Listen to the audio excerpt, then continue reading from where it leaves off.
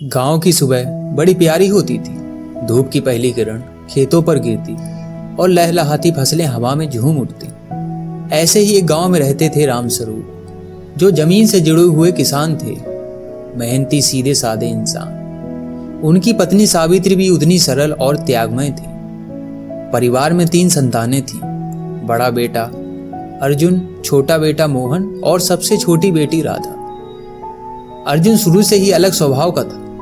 खेतों में काम करने की बजाय वह हमेशा कुछ बड़ा करने का सपना देखता। अक्सर पिता से कहता, पिताजी, हम लोग दिन रात खेतों में मेहनत करते हैं, फिर भी बामुश्किल गुजारा होता है।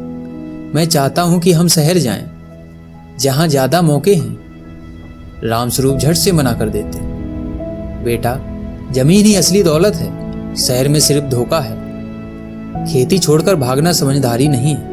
पर अर्जुन के मन की बेचैनी बढ़ती जाती।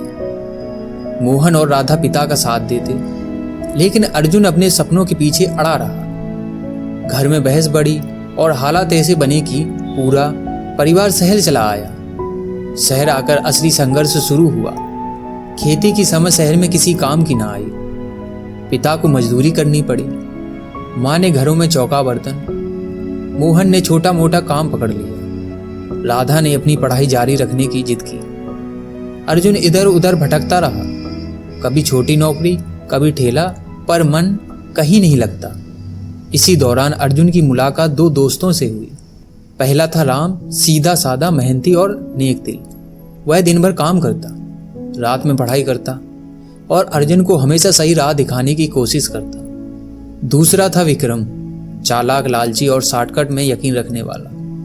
वह गलत धंधों से पैसा कमाता, बाइक चलाता, महंगे कपड़े पहनता और अर्जुन को भी लुभाता। अब अर्जुन 2 रास्तों पर खड़ा था। कभी राम की मेहनत देखकर लगता कि मेहनत ही सही है, पर जब विक्रम ऐश करता दिखता तो अर्जुन के मन में लालच जागता। इसी बीच घर की हालत बिगड़ती गई। माँ बीमार रहने लगी। पिता हर रोज कहते, देख लिया बेटा, मैंने कहा था ना कि खेती छोड़कर शहर आओगे तो पछताओगे। मोहन अब घर का सहारा बन चुका था। वह दिन रात काम करता और राधा की पढ़ाई में खर्च भी निकालता। राधा भी कहती, भैया, आप क्यों परेशान होते हो? मैं पढ़ लिख कर जरूर कुछ बनूंगी। पर असली जिम्मेदारी अर्जुन पर थी। वही बड़ा था, वही उम्मीद था, लेकिन उसका मन अब भी उलझा हुआ था। राम का ईमानदार रास्ता या विक्रम का लालच। एक दिन विक्रम ने अर्जुन को अपने धंधे में शामिल करना चाहा। बोला, देख अर्जुन, यहाँ मेहनत की जरूरत नहीं है, बस थोड़ा रिस्क है और पैसा ही पैसा मिलेगा। अर्जुन की आंखों में चमक आई, लेकिन उसी वक्त राम ने समझाया, भाई, मेहनत का फल देर से मिलता है, लेकिन मीठा होता है। गलत रास्ता चुनोगे तो सब खो दोगे। ये शब्द अर्जुन के दिल को छू गए। उसने ठान लिया कि चाहे हालात कितने भी कठिन क्यों ना हो, वह शॉर्टकट नहीं अपनाएगा। फिर शुरू हुआ असली संघर्ष। अर्जुन ने छोटे मोटे काम करते हुए पढ़ाई शुरू की। दिन में मजदूरी, रात में किताबें। राम उसका साथ देता, पढ़ाई में मदद करता।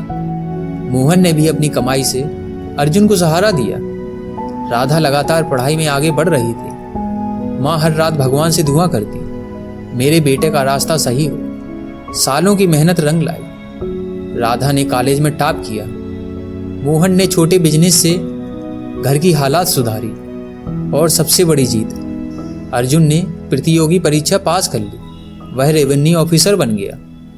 उस दिन घर में खुशी का ठिकाना ना रहा। माँ की आंखों से आंसू बह निकले।